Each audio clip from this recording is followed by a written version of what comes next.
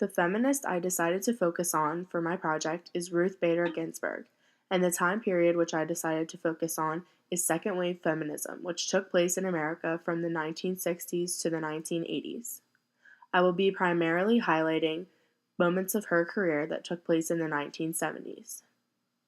Ruth Bader Ginsburg, otherwise known as RBG, was born on March 15th in 1933. She is currently an Associate Justice of the Supreme Court of the United States of America. She is the second female justice to be on this court. She is an advocate for gender equality and women's rights. Ruth Bader Ginsburg is also known as the Notorious RBG. This nickname came from the Notorious B.I.G., which is a famous rapper. It began as a blog created by a student at New York University. This blog included quotes and inspiring photos of Ruth Bader Ginsburg and examples of her activism throughout her lifetime. Many of her dissents connected with millennials, which made her a social justice icon. As you can see in the photo, many people Photoshop images of Ruth Bader Ginsburg with a crown on her head, naming her the Notorious RBG. This is known as a symbol of public resistance. Intersectionality can be defined as the interconnected nature of social categorizations such as race, class, and gender, as they apply to a given individual or group, regarded as creating overlapping and interdependent systems of discrimination or disadvantage.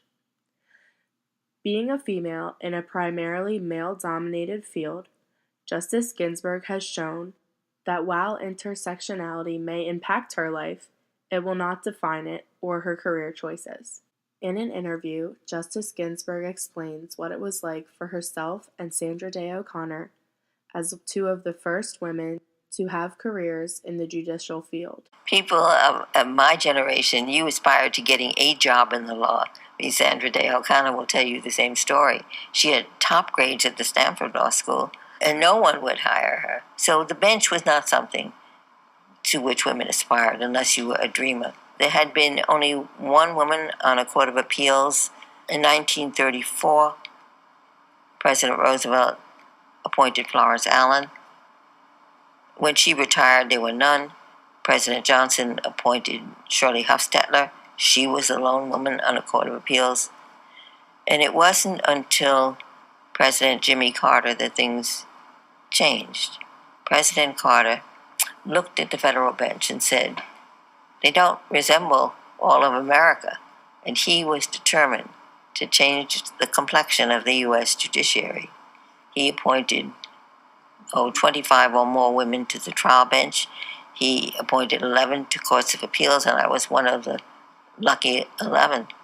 President Reagan didn't want to be outdone, so it was his mission to appoint the first woman to this court.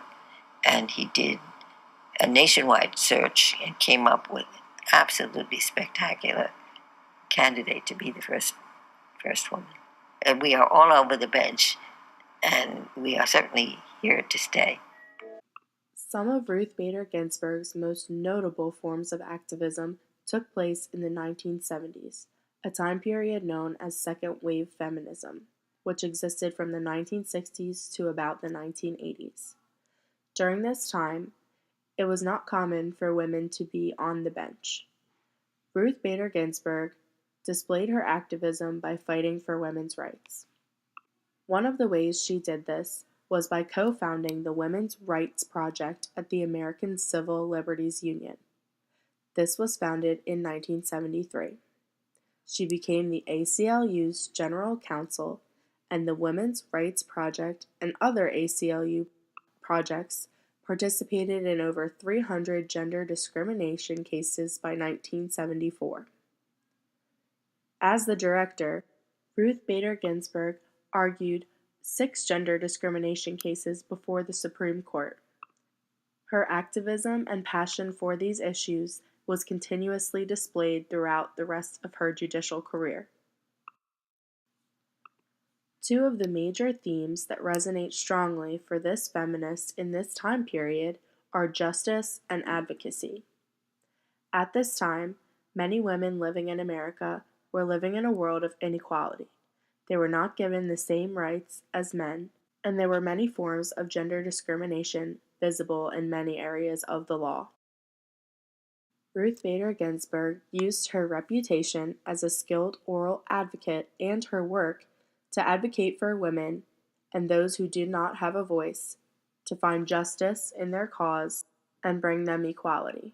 One of the feminist periods we learned about in class is early modern-day African feminism, which took place in the 1950s.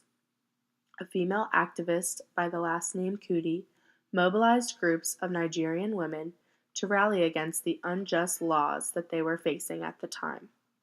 She went on to be elected to government in order to continue her advocacy for women and create a lasting impact on society. This relates to Ruth Bader Ginsburg, as she was a woman who felt women in her society were not being treated equally. She continuously advocated for women and fought for their rights, and eventually was elected as a government official as well. The film October 1 is a Nigerian thriller that highlights the early modern-day American feminism movement.